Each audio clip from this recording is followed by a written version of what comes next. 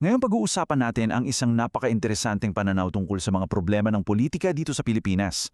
Susubukan nating himahin ang isang argumento na nagsasabing, teka muna, baka kailangan nating tingnan ng lahat sa isang bago at kakaibang paraan. Okay, umpisahan natin sa tanong na sigurado akong marami sa atin ang nag-iisip din. Bakit parang paulit-ulit na lang ang mga problema natin? Korupsyon, kahirapan, political dynasties, parang walang katapusang cycle. Bakit kaya tayo parang na-stuck? Yan yung malaking tanong na sisilipin natin ngayon. So unang bahagi ng ating pagsisiyasat, demokrasya ng ilan. Dito, ilalatag natin kung ano ba yung sinasabing pinakaugat na kontradiksyon sa sistema ng politika sa Pilipinas ayon sa material na ating sinusuri. Dito pa lang, makikita na natin agad. Sa papel, sa teorya, ang Pilipinas ay isang democratic system. Ganda pakinggan, di ba? Pero, ayon sa pananaw na ito, ang realidad ay ibang-iba. Parang isa lang daw itong network ng mga maliliit na kaharian ng mga pamilya. Isang sistema na para sa ilan lang. At ito siguro yung pinakamalungkot na bahagi. Kasi kahit yung mga pinaka-passionate na reformer, yung mga taong may tunay na mabuting intensyon para sa pagbabago, ay madalas sila pa yung nalalamon ng sistema. Parang nakukulong sila sa isang istruktura na sadyang idisenyo para protektahan ng interes ng ilan. Ang bigat nun, no? Sige, punta naman tayo sa unang lente, yung tinatawag na progressive diagnosis. Ano ba ang nakikita nilang mali at paano nila ito gustong solusyonan? At para maging patas, kinikilala ng source na ito ang napakagandang layunin ng progresibismo. Sila yung laging nasa harap para ilantad ang korupsyon, para ipagtanggol ang mga naapi, at para ipaglaban ang katarungan at pagkakapantay-pantay. Alam nyo, yung puso nila nasa tamang lugar talaga. Pero, eto na yung malaking pero. May isang paradox, isang malaking problema. Yung mga mismong gamit para sa pagbabago, mga ahensya ng gobyerno, ang national budget, yun din pala yung mga gamit na, na-master na ng mga political dynasty para manatili sa pwesto. So paano ka lalaban, di ba? Kung yung sandata mo, kontrolado rin pala ng kalaban. Dito na tayo ngayon papasok sa isang mas malalim at medyo ibang anggulo. Kasi ayon sa argumentong ito, ang problema ay hindi lang struktural. Sinasabi nito na nasa gitna tayo ng isang espiritual na krisis. Pakinggan nyo tong quote na to kasi napakalakas. Ang korupsyon daw ay hindi nagsisimula sa mga committee hearing sa Kongreso. Nagsisimula ito sa pagnanasa. Wow! Ano ba itong pagnanasa na sinasabi? Tara, alamin natin. Okay, so yung pagnanasa, hindi lang ito simpleng pagkagusto. Ito raw ay isang matindi, halos hindi mapigilan paghahangad. Para saan? Para sa yaman, sa impluensya, sa seguridad, at higit sa lahat, para sa kontrol.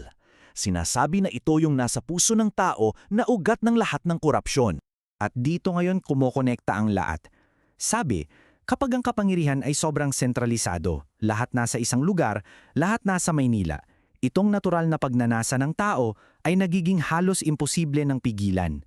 Parang yung sistema mismo ang nagbibigay ng pagkain sa kahinaang ito ng tao. So kung may pagnanasa ang tao, paano natin ito lalabanan? Well, ayon sa pananaw na ito na tinatawag na biblical politics, simple lang daw ang sagot. Ang kapangyarihan ng tao ay dapat palaging may hangganan, dapat limitado. Dapat ito ay decentralized o kalat, may checks and balances, at dapat may pananagutan sa isang mas mataas na pamantayang moral. Okay, so may progresibong pananaw at may espiritual na pananaw. Parang magkaiba, di ba? Parang langis at tubig. Pero dito na mangyayari yung synthesis, ang pagtatagpo ng dalawang ito. Tingnan niyo to, ang ganda ng pagkakasummarize. Ang progresibo, napakagaling nitong ipakita kung ano ang mali sa lipunan. At ang solusyon nila, mga bagong batas, bagong polisiya. Yung biblical politics naman, ipinapaliwanag kung bakit paulit-ulit itong nangyayari. Ang solusyon, pagbabago ng puso at karakter. At dyan sila nagtatagpo. Ang synthesis ay ito. Kailangan natin pareho. Yung isa, tinutukoy ang problema sa labas, yung kawalang katarungan. Yung isa naman, tinutukoy ang problema sa loob kung bakit ito malalim na nakaugat sa sistema at sa ating pagkatao. Hindi pala sila magkalaban, kundi magkakampi. Kung yan ang diagnosis na may problema sa sistema at sa puso, Ano ngayon yung konkretong solusyon para sa sistema? Dito na ngayon ipinapasok ng ating source ang ideya ng federalismo. Tingnan natin yung pagkakaiba. Sa sistema natin ngayon na unitary, parang lahat ng kapangyarihan, pera at desisyon nakasentro sa Maynila. Sa federalismo naman, ang goal ay ikalat ang kapangyarihan, bigyan ng tunay na lakas ang mga rehiyon at mga lokal na komunidad. So paano nito tinutugunan yung pagnanasa? Simple lang. Una, binabasag nito yung sobrang konsentrasyon ng kapangyarihan sa Maynila. Pangalawa, binibigyan nito ng kapangyarihan ang mga rehiyon na magdesisyon para sa sarili nila. At dahil dito, mas nagiging accountable ang mga leader sa mga tao sa lugar nila. Pinipigilan nito na isang lugar lang ang maging sobrang makapangyarihan. Pero isang mahalagang paalala, ayon sa source ang federalismo ay hindi yung magic pill na solusyon sa lahat. Hindi. Isa lang daw itong istruktura na lumilikha ng mas magandang kondisyon para lumabas at umusbong ang mabuting pamamahala. Binabago nito kumbaga yung rules of the game sa politika. At ngayon, para sa ating huling bahagi, sa lahat ng ito, ano yung pag-asa na makukuha natin? Saan tayo dadalhin ng bagong landas na ito? Ang pinaka-takeaway siguro sa lahat ng pinag-usapan natin ay ito.